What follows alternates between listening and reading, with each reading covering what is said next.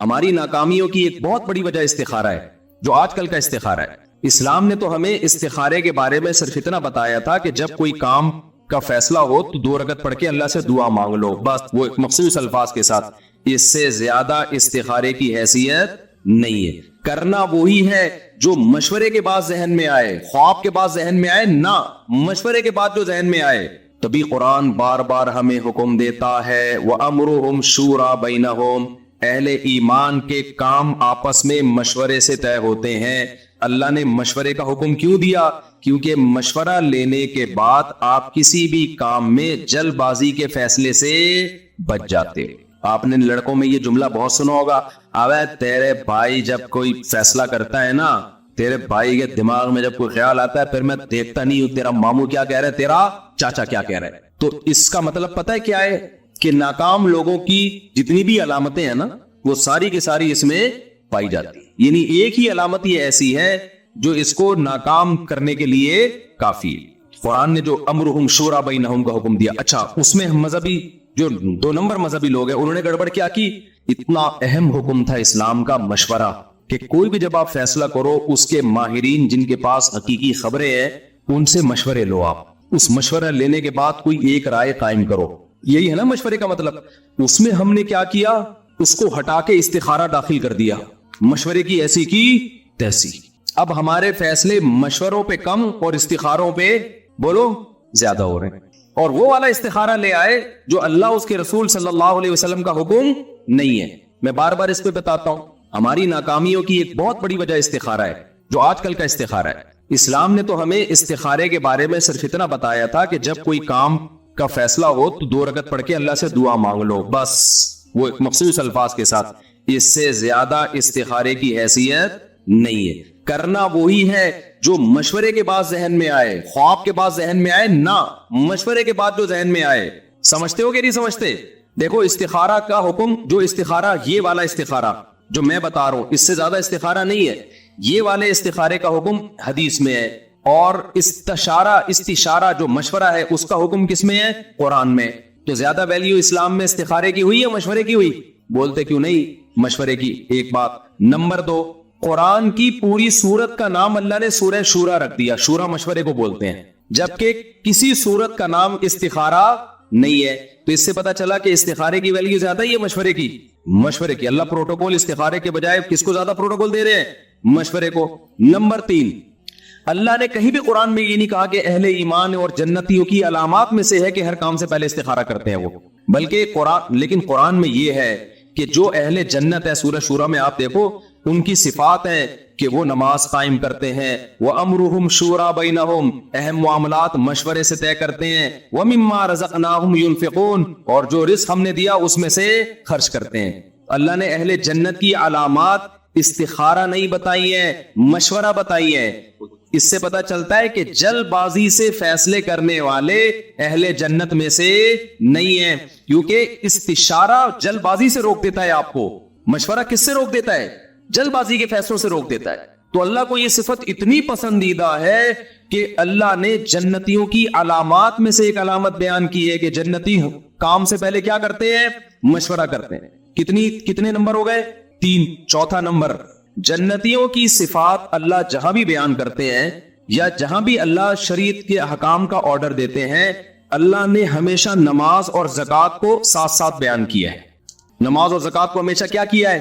ساتھ بیان کیا ہے۔ لیکن سورہ شورا میں نماز اور زکوٰۃ کے بیچ میں اللہ مشورے کا حکم لے کر آئے ہیں۔ اس کا مطلب اللہ نے اپنے اصولوں سے ہٹ کے یہاں پر مشورے کو ویلیو دینے کے لیے نماز اور زکوٰۃ کے بیچ میں ذکر کیا ہے۔ نہیں آئی میرا خیال ہے بات؟ یہ چوتھی علامت ہے کہ اللہ کی نظر میں مشورے کی اہمیت استخارے سے صرف زیادہ نہیں بلکہ، ادھر توجہ کرو نا بھائی، بہت زیادہ ہے۔ 5ویں بات، اگر مشورے کے بعد آپ نے فیصلہ کیا اور نقصان ہو گیا تو قرآن کہہ رہا ہے پھر بھی مشورہ ہی کر رہا ہے۔ غزوہ احد میں نبی صلی اللہ علیہ وسلم نے مشورہ کیا کہ مدینہ کے اندر رہ کے لڑنا ہے یا مدینہ کے باہر۔ دیکھو اصولی طور پر اندر رہ کے لڑنا زیادہ مفید تھا، کیونکہ مسلمان کمزور تھے، دشمن طاقتور تھا، تو ڈیفنس، اور آگ اگر باہر آ جاتے تو ایکسپوز ہو جاتے نا، سامنے آ جاتے.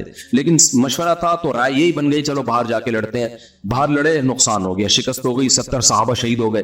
اب کسی کے دل میں یہ وسوسہ آ سکتا تھا بھائی آئندہ آپ مشورے نہیں لیں گے, یا نبی کے دل میں بھی خیال آ سکتا تھا آئندہ میں ان لوگوں سے مشورے نہیں لوں گا, یہ جب مشورے دیتے ہیں دیکھو ان کی وجہ سے ایسا ہوا ہے. تو اب جو ہے نا میں جو فیصلہ کروں گا خود کروں گا. ہمارے ساتھ تو ایسا ہی ہوتا ہے نا, مشورہ ہم نے لیا ماہرین سے, اس کے بعد دیکھا یار یہ تو نقصان ہو گیا, آئندہ ان کم بختوں سے کچھ پوچھنا ہی نہیں ہے. جب مجھے اللہ نے اتنا بہترین مائنڈ دیا ہے, اتنا بہترین دماغ دیا ہے, اتنی ذہانت دی ہے, تو تم جیسے احمقوں اور بیوقوفوں سے میں پوچھوں کیوں؟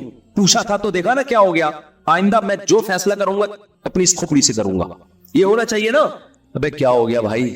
لیکن قرآن کہہ رہا ہے اے نبی آپ نے ان سے مشورہ لیا اور ان کے مشورے پر عمل کیا اور شکست ہو گئی, تو کیا مطلب اب ان سے مشورہ نہیں لینا؟ نہ شاورہم فی الامر, آئندہ بھی کیا کرنا ہے؟ انہی سے مشورہ لینا ہے. وجہ اس کی یہ ہے کہ ہم کامیابی کے اسباب اختیار کرنے کے مکلف ہیں. اسباب پہ نتیجہ کس کے ہاتھ میں ہے؟ اللہ کے ہاتھ. یہ تھوڑی کہ اب نقصان ہو گیا تو مشورہ ہی نہیں لینا. کامیابی کا سبب ہے مشورہ, تو اس سبب پہ نتیجہ مرتب کرنا کس کا کام ہے؟ اللہ کا. بیماری کا علاج, یہ علاج سبب ہے نا بیماری دور کرنے کا. بعض دفعہ علاج کے سائیڈ افیکٹ بھی ہو جاتے ہیں. اب یہ تھوڑی کہ آئندہ بیمار ہوں گے تو میں نے علاج ہی نہیں کرنا کیونکہ فلاں آدمی کو غلط ٹیکا لگ گیا تھا, دیکھو مر گیا وہ, تو میں نے ٹیکا ہی نہیں لگانا کبھی. تو یہ کوئی عقل مندی کی بات ہوگی ہے بھائی؟ تو یہ 5ویں فضیلت ہے مشورے کی کہ ہمیں اسلامی تاریخ میں اس کی مثال ملتی ہے کہ مشورہ لے کر عمل کیا گیا, نقصان ہوا, پھر بھی اللہ کہہ رہا ہے کیا کرنا ہے؟ مشورہ. اتنی اہمیت استخارے کی ہے اسلام میں. استخارے کی بھی بڑی ویلیو ہے. حدیث میں آتا ہے جو استخارہ کرتا ہے نامراد نہیں ہوتا, لیکن اس حدیث کا مطلب یہ ہے کہ بشرطے کے مشورے کے بعد استخارہ ہو. سمجھتے ہو کہ نہیں سمجھتے؟ اور استخارہ سنت کے مطابق جس میں نکلتا وکلتا کچھ بھی نہیں ہے, کیونکہ اگر نکالنا ہی ہوتا اللہ نے پھر مشوروں کا حکم کیوں دیتا؟ اللہ کہتا ہے خواب میں نیلا پیلا آ جائے گا تو مشورہ لینے کی کیا ضرورت ہے؟ میں تمہیں خواب میں پیلا ہرا آ رہا ہے تو اس کا مطلب پوزیٹو ہری بتی پہ چل لو نا, اور لال بتی پہ گاڑی روک لو. تو اگر لال آ رہا ہے اس کا مطلب نہیں کرنا, ہرا آ رہا ہے تو اس کا مطلب کرنا ہے. تو اگر اللہ ہی نے بتانا ہوتا استخاروں میں تو پھر اتنی اہمیت سے اللہ استشارے کا اور مشورے کا حکم کیوں دیتا؟ تو اسلام کی یہ کس قدر بڑی خوبی ہے کہ وہ ہمیں نچوڑ کر رہا ہے اور کہہ رہا ہے اہم کام کرنے سے پہلے آپس میں بیٹھ کے مشورے کرو. مشورے سے کیا ہوگا؟ اس کے پازیٹیو نیگیٹو تمام پہلو تمہارے سامنے آ جائیں گے. جلد بازی میں فیصلہ نہیں کر پاؤ گے.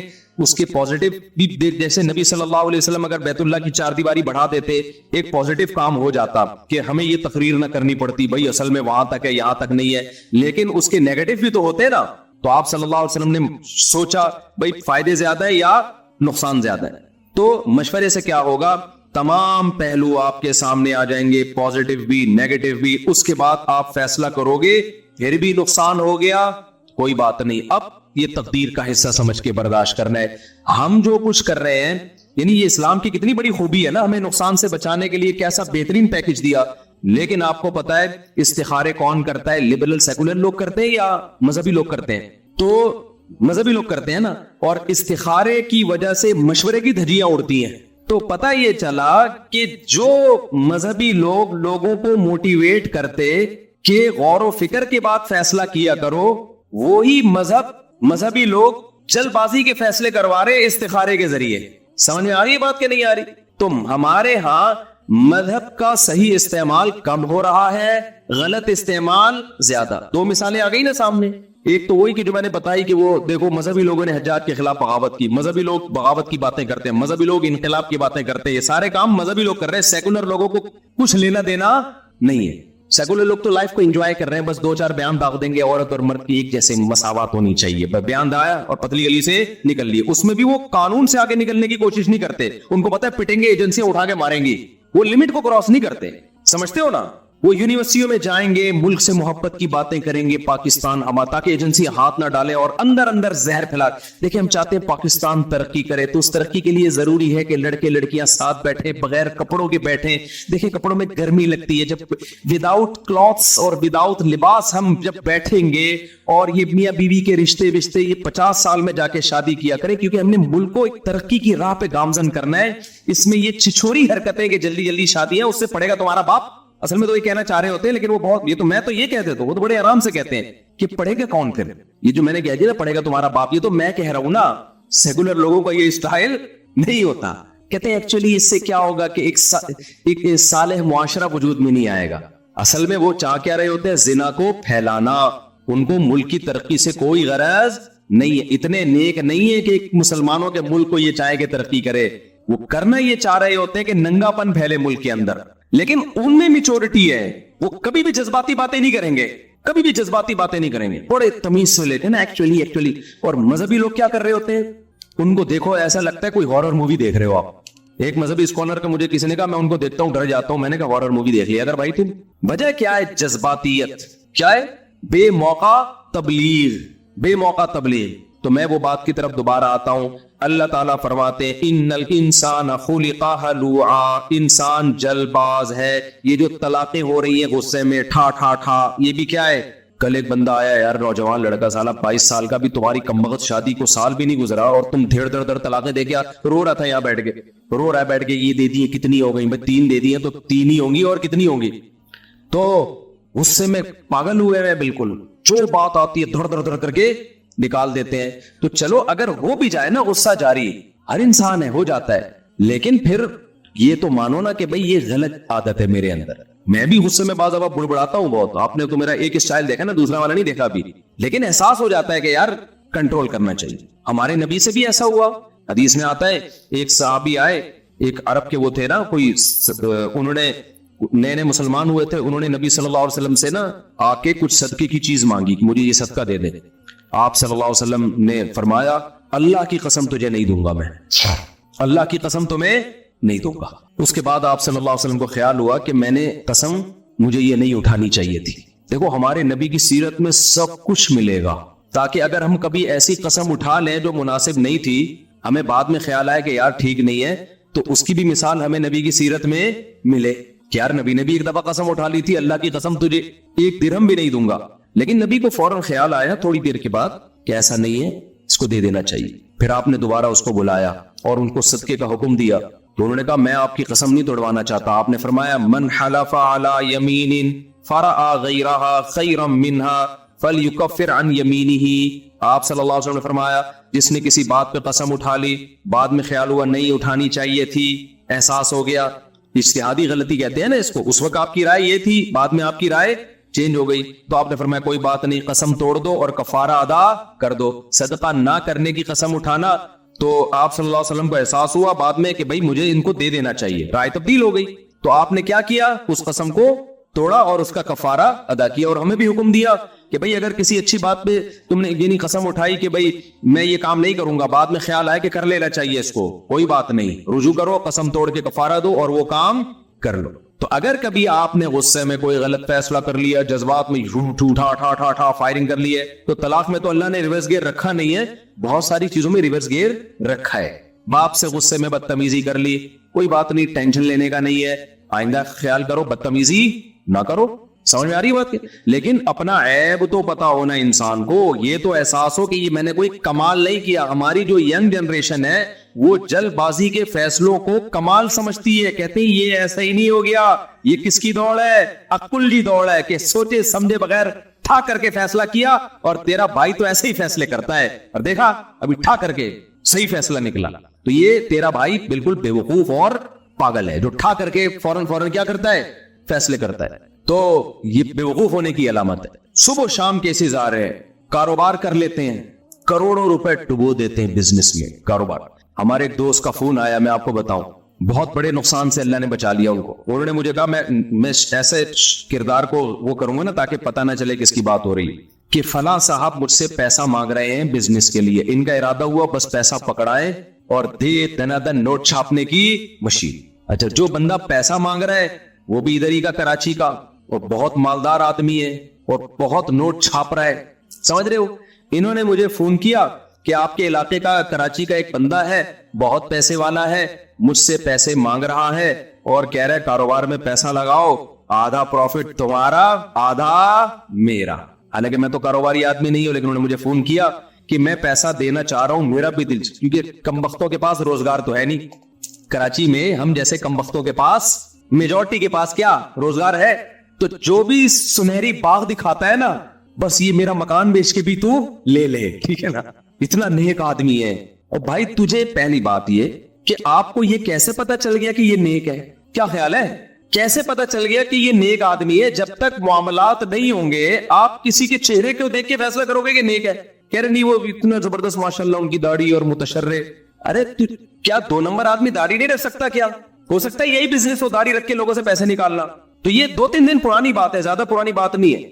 وہ کہنے لگے میں نہ ان کو میں دینا چاہ رہا ہوں، بس مجھے پتہ نہیں کیا خیال آ گیا رات کو 2 بجے آپ کو، میرے دوست ہے نا، کہ میں ایک دفعہ آپ سے مشورہ لے لوں. میں نے کہا جب مشورہ لیا ہے نا تو پھر میں آپ کو صحیح مشورہ دوں گا. میں نے کہا ذرا مجھے یہ بتاؤ اس کی اپنی پراپرٹیاں کتنی ہیں، اس بندے کی اپنی پراپرٹی کتنی ہے؟ پتا چلا جی بحریہ ٹاؤن میں اور فلاں جگہ. اب ہو سکتا ہے لاہور کا واقعہ ہو، میں کراچی کا کر کے بتا رہا ہوں، یا اسلام آباد کا ہو میں، تاکہ ایسا نہ ہو اس بندے کو لوگ سنائے دیکھ تیرے بارے میں بات ہو رہی ہے. میں نے کہا آپ اس سے یہ بولو کہ اپنی یہ پراپرٹی جو تمہارے استعمال میں نہیں ہے یہ بیچو، اور مفتی صاحب نے مشورہ یہ دیا ہے کہ یہ والا پورا پیسہ لگا دو، اور مفتی صاحب نے کہا پورا پروفٹ خود رکھو. میں نے کہا مزہ آ جائے گا نا، وہ خوشی سے بے ہوش ہو جائے گا. یار مفتی صاحب نے ابھی آدھا پروفٹ کسی اور کو دینا پڑ رہا ہے، اور اپنا پلاٹ بیچ کے اپنا کاروبار میں لگاؤں گا، پورا پروفٹ میں رکھوں گا. میں نے کہا خوشی سے بے ہوش ہو جائے گا. وہ مجھے پتا تھا نہیں ہوگا، تو اس نے ایسا ہی کیا. اس نے کہا یار وہ میرا نام نہیں لیا، اس نے کہا ایکچولی وہ مفتی کسی سے میں نے مشورہ کیا تو آپ کا سنا یہاں 2-3 جگہوں پہ بڑی بڑی پراپرٹی ہیں. انہوں نے کہا ہے تو ایسا کرے آپ وہ پراپرٹی بیچیں، اپنے کاروبار میں لگائیں، اور جو پروفٹ ہوگا نا پورا آپ رکھیں. مشورے کا بھی مجھے نہیں چاہیے. میں نے کہا اس کا جواب دیکھو کیا دیتا ہے وہ، اس کا جواب دیکھو. تو انہوں نے مجھے بتایا کہ اس کا جواب ہی آیا ہے کہ نہیں ایکچولی وہ تو میں نے اپنے مستقبل کے لیے، فیوچر کے لیے رکھا ہوا ہے، وہ تو ایسا نہیں ہے کہ میں اس کو بیچوں. اور ایکچولی ایسا، میں نے کہا یہ الو بنا رہا ہے، دنیا میں اس سے بڑا بے وقوف کوئی نہیں ہے جس کو پتا ہے کہ میرے کے لیے پیسے ڈبل ہو جائیں گے پھر بھی کسی اور کے لگا رہا ہو، اپنے نہ لگا رہا. وہ تمہارے لگا اس لیے رہا ہے، اس کو پتا ہے ڈوب بھی سکتے ہیں اور ڈبل بھی ہو سکتے ہیں، بلکہ غالب یہی ہے کہ ڈوبنے کا پورا چانس ہے، 1% چانس ہے کہ پیسے مل جائیں. تو دیکھو کتنے ایک آدمی کو کتنے بڑے نقصان سے بچ گیا نا.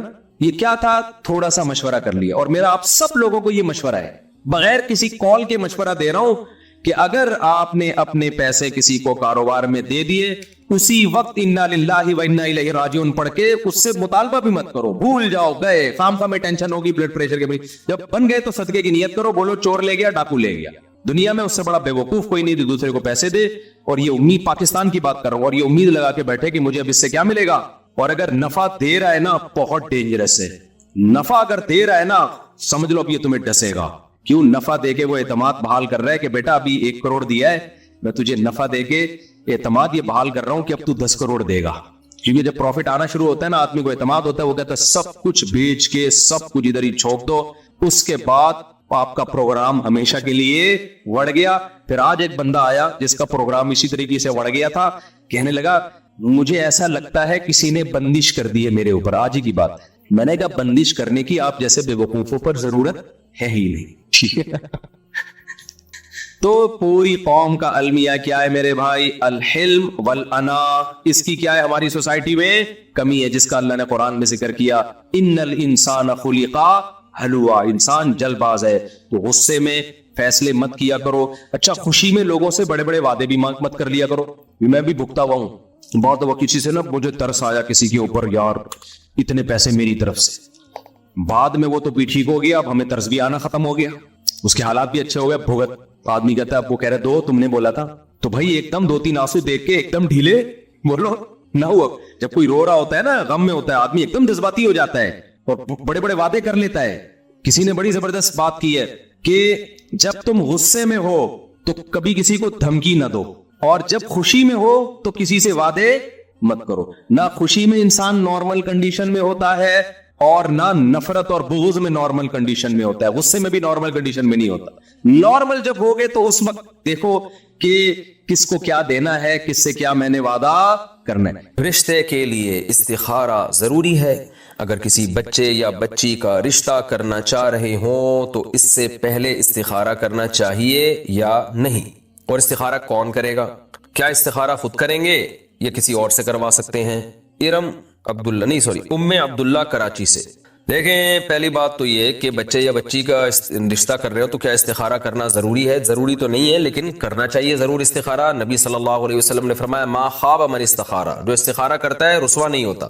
لیکن استخارے کا مطلب کیا ہے خوب سمجھ لیں، بار بار یہ بتاتا ہوں پھر بھی لوگوں کی سمجھ میں نہیں آ رہا۔ استخارے کا مطلب یہ ہے کہ آپ کو جب کوئی رشتہ سمجھ میں آ گیا تو حدیث میں آتا ہے کہ جب سمجھ میں آ جائے تو ہاں کرو، خامخواہ میں نہ کرو، بلا وجہ کے نخرے نہ کیا کرو۔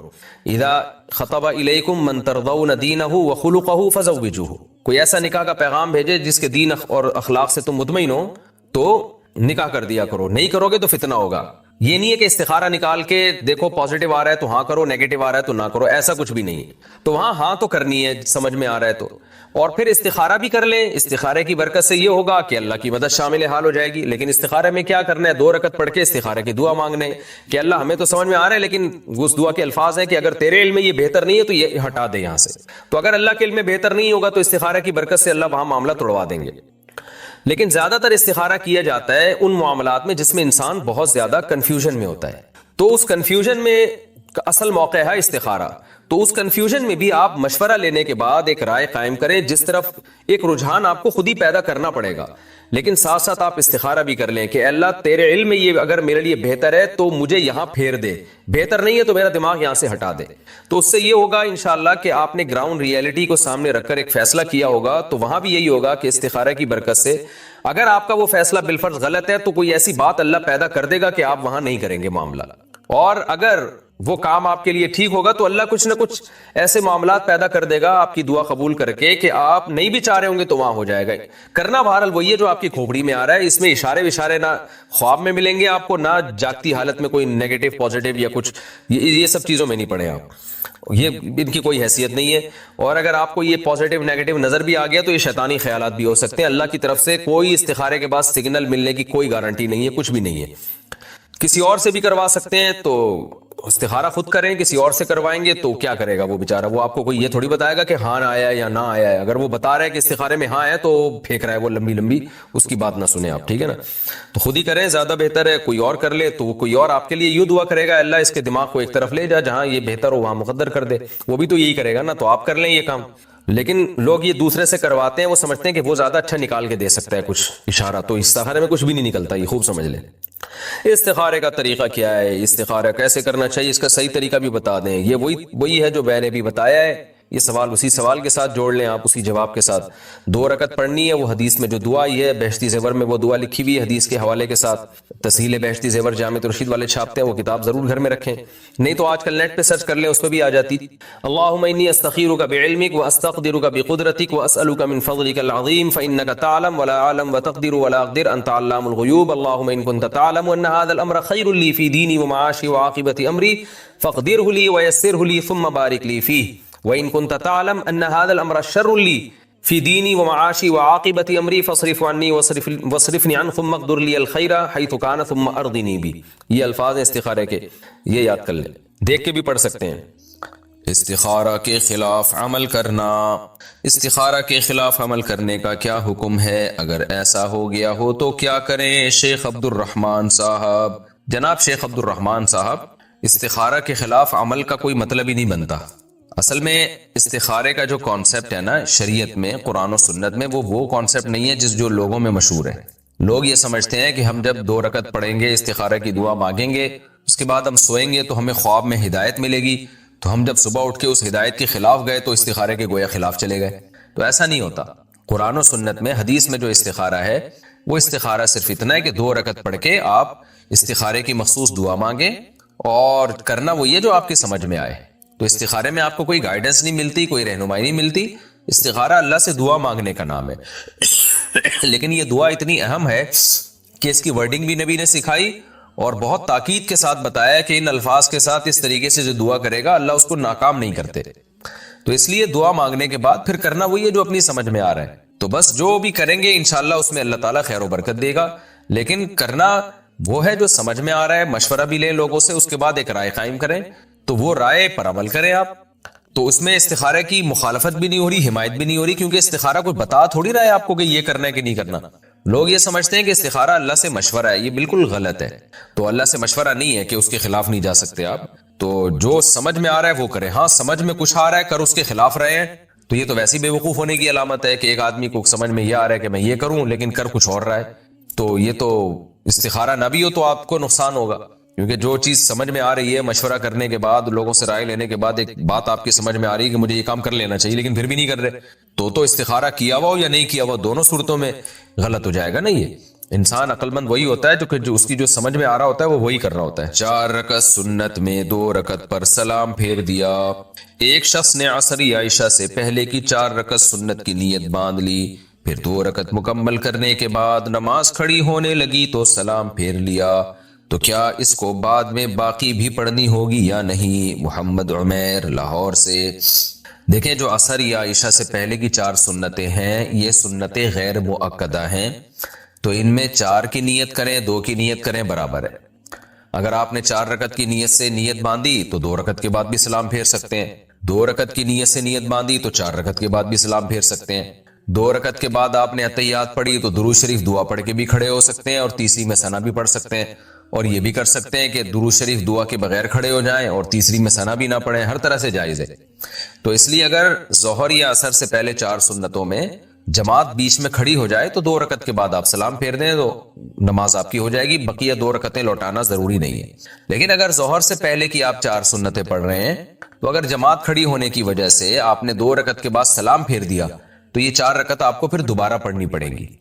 تو وجہ اس کی ہے کہ 4 رکعت ہی پوری منعقد ہوتی ہیں, اس میں آپ کو 2 رکعت کے بعد سلام پھیرنے کی اجازت نہیں ہے.